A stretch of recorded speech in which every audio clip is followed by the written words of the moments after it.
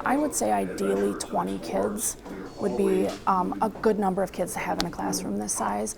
I think there's probably 30 in there right now, so 10 extra kids. It also increases the temperature of the classroom. We're not able to give the kids the best opportunity simply because of the environment that we're working with.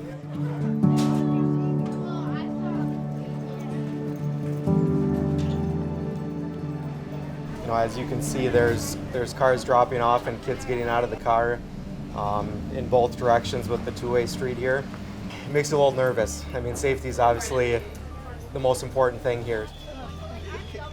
We need to recognize that the cost of maintenance continues to grow on a facility of this age. We literally have portions of this building that were from 1913. The paintings are actually still the same from when I was here a little over 20 years ago.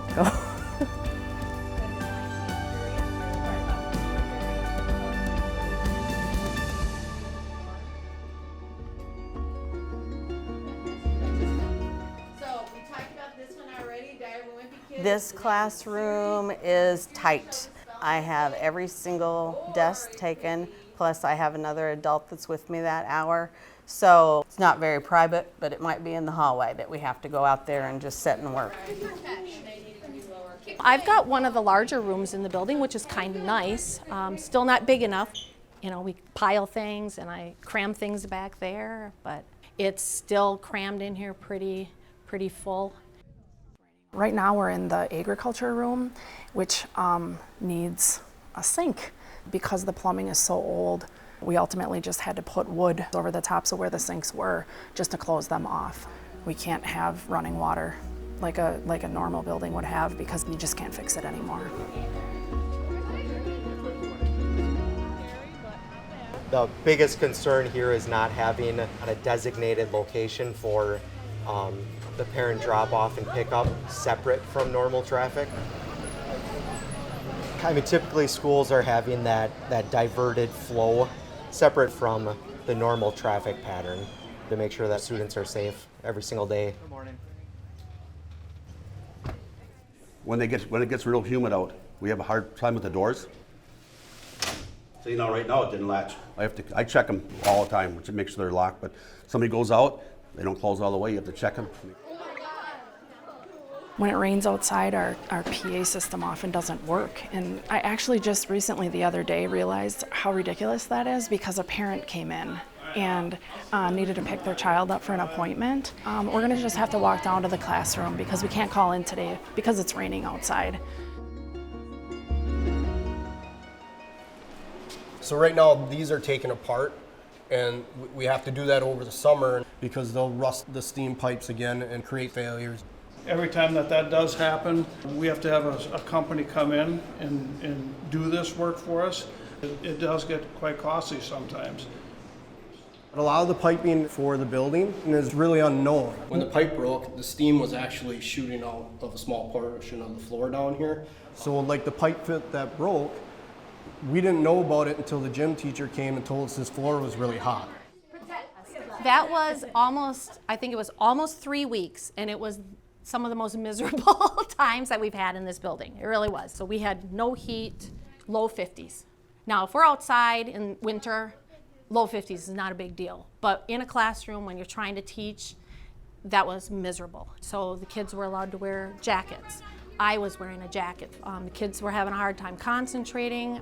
It was really tough. So we're gonna go down into the custodial room, which is the oldest part of our building. We've been keeping track of the cracks in the structural frame. We brought in companies to check them. They're not concerned at this point with it, but eventually we're gonna have to do something about it. Most of the floors in the 6th grade hallway have 9-inch tiles in them, which means they're asbestos, which means as long as they're covered and not broken, we're okay. But there's like 25 years of wax on top of there because we can't afford to sand the floors down or strip them. Every time it rains, we have a leak someplace in this building. Across here, you see the ceiling tile replaced there once already. On the very first day of summer school, I had 2 ceiling tiles that had disintegrated from the rain coming in, and they were on the student desk here, and I had a big pool of water. They try as best they can to patch it up. That's the best word for it, you know.